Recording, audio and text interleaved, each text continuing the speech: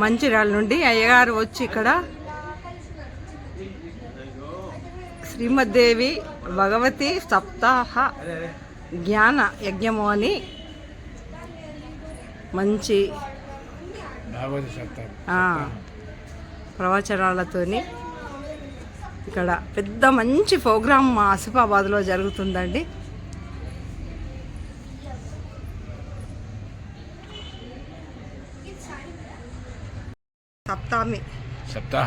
సప్తాహం అసలు మంచిర్యాల నుండి వచ్చి అయ్యగారు ఇక్కడ జరుపుతున్నారు. ఇదందరి మీరు తిలకించాలి, మీకు చూపించాలని నేను వీడియో తీస్తానండి, మీకు పంపిస్తానండి. ఈ వీడియోని చూసి లైక్ చేయండి, షేర్ చేయండి. జై శ్రీరామ్. పెద్దవాడుగా కలగటం అనేటువంటిది ఎన్నో జన్మల భాగ్యం. ఆ తల్లికి తండ్రికి కూడా పిండ ప్రదానం ఎవరు పెడితే చెందుతుంది అంటే పెద్ద కొడుకు పెడితేనే చెందుతుంది. తరువాత వాళ్ళంతా యజ్ఞోపవీతాన్ని తిప్పేవాళ్లే తప్ప వాళ్ళు ఏమీ పెట్టవలసినటువంటి ఆవశ్యకత తెలిసిందండి. ఇప్పుడు కాకపోతే కుటుంబాలన్నీ కూడా ఉమ్మడి కుటుంబాలు కావు కనుక ఎవరికి వాళ్ళే విడిగా పెట్టుకుంటున్నారు. పాపం కష్టం ఎవరికి వచ్చిందంటే చనిపోయిన తల్లిదండ్రులకు వచ్చింది. ఎందుకు ఇప్పుడు పెద్ద కొడుకు దగ్గరికి వెళ్ళాలా, రెండో కొడుకు దగ్గరికి వెళ్ళాలా అనేది వాళ్ళకి డైలమాలో పడిపోయారు. వాడు మూడో కొడుకుంటే మూడో కొడుకు, నాలుగో కొడుకుంటే నాలుగో కొడుకు, తలో చోట వాళ్ళున్న చోట వాళ్ళు పెట్టుకుంటుంటే ఎవరింటికి వెళ్ళాలి? ఇప్పుడు ఎక్కడికి వెళ్లకుండా ఆకలితో నకనకలాడి మాడిపోతున్నారు వాళ్ళు. అంతే, ఎక్కడికి వెళ్ళాలో తెలియక ఖచ్చితంగా కలిసే పెట్టి తీరవలే శాస్త్రం చెప్పిన మాట. అవునండి, మా అమ్మగారికి నాన్నగారికి మేము కలిసే పెడతాం. ఎక్కడ ఉన్నా సరే అన్నీ వదులుకొని ఆ రోజుకి మాత్రం తప్పనిసరిగా ఒక చోట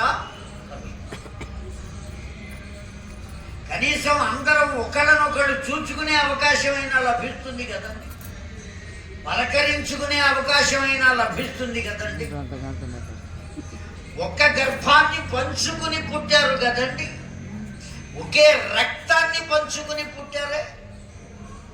9 నెలలు వాడు ఏ ఇంట్లో ఉన్నాడో వీడు అదే ఇంట్లో ఉన్నాడు. తరువాత ఎందుకు కొట్టుకోవాలి? తమ్ముడి పట్ల అన్నకి ద్వేషం, అన్న పట్ల తమ్ముడికి ద్వేషం, ఇవన్నీ దేని వల్ల వస్తున్నాయో తెలిసినా అండి? దేని వల్ల వస్తాయి? ఆస్తి వల్ల వస్తాయి. అది లేకుండా చెయ్యండి, ఏ విధమైన తగాదాలు రాదు. 12 ఎకరాల సుక్షేత్రమైన పొలం ఉండేది మాకు. మేము పుట్టి మా పెద్దన్నగారు పుట్టి పెరిగి పెద్దవాడయ్యే లోపల మా బాబాయి మా నాన్నగారు ఈ 12 ఎకరాలు హాయిగా తాంబూలం వేసేశారు, మొత్తం తినేశారు. ఇప్పుడు మా అన్నదమ్ములం 5గురం మేము కొట్టుకోవటంలా హాయిగా ప్రేమగా పలకరించుకుంటున్నాం ఆనందంగా. వాళ్ళు పిలిస్తే మేము పెడతాం. అమ్మ వెళ్ళింది అక్కడికే, తెలిసిందండి. కంపల్సరీగా అటెండ్ అవ్వవలసిందే. ఉంటే ఇద్దరం, లేతే కనీసం ఒక్కరే. ఎంత దివ్యమైనటువంటి ప్రేమాభిమానం,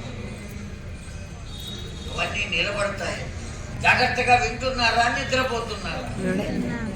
ఒక జీవుడు పుట్టినప్పుడు వాడిని చూచి ఎంతమంది నవ్వారు అని లెక్క పెట్టుకోవాలి. ఎంతమంది నవ్వారు అంటే వేరే విధంగా కాదు, సంతోషంతో. ఎంతమంది సంతోషించారు ఒక పిల్లవాడు కలిగితే. ఒకడు మరణిస్తే ఎంతమంది ఏడ్చారు అనేది లెక్క పెట్టుకోవాలి. మనిషి జీవితం ఇది కొలత. ఏడవడానికి ఒక్కడు కూడా రాకపోతే వాడికన్నా దుర్మార్గమైన వాడి ఇంకొకడు. అవునా కాదా అండి? కనుక మన వాళ్ళు అనబడేటువంటి వాళ్ళని మనం పెంచుకోవాలి కానీ తుంచుకోకూడదు. ఒక్కటిగా ఉండాలి కుటుంబాలన్నీ. ఇంకా ఈ తెలంగాణ ప్రాంతంలో ఉమ్మడి కుటుంబాలు ఉన్నాయి, చాలా చోట్ల ఉన్నాయి, నేను చూశాను. ఎంతో చక్కగా హాయిగా ఉన్నాయి. నాకు అటువంటి కుటుంబాలు ఆ ఇళ్ళు చూస్తే ఎలా ఉంటుందంటే నిండా పళ్ళు ఉన్న కంప ఎలా ఉంటుందో అలా ఉంటుంది ఆ ఇల్లు. అంత హాయిగా ఆనందంగా. ఒకళ్ళకి కష్టం వస్తే ఇంకొకళ్ళు సర్దుకుంటారు. ఉంటే వాడికి కష్టం వస్తే ఎవడు సర్దుకుంటాడండి? కనీసం ఓదార్చేవాడైనా ఉండాలి కదా. కనుక ధర్మం లోకంలో ప్రవర్తింపబడాలి. ఇక్కడ ఇద్దరూ వచ్చారు మామగారు. అర్థమైందా అండి? పెద్ద కొడుకుకి, ఆ పెద్ద భార్యకు కలిగినటువంటి కొడుక్కి సుదర్శనుడు అని పేరు పెట్టారు. రెండో భార్యకు కలిగినట్టు లీలావతికి కలిగిన కొడుకు పేరు శత్రుజితుడు అని పేరు పెట్టారు. తగిన పేర్లేదు.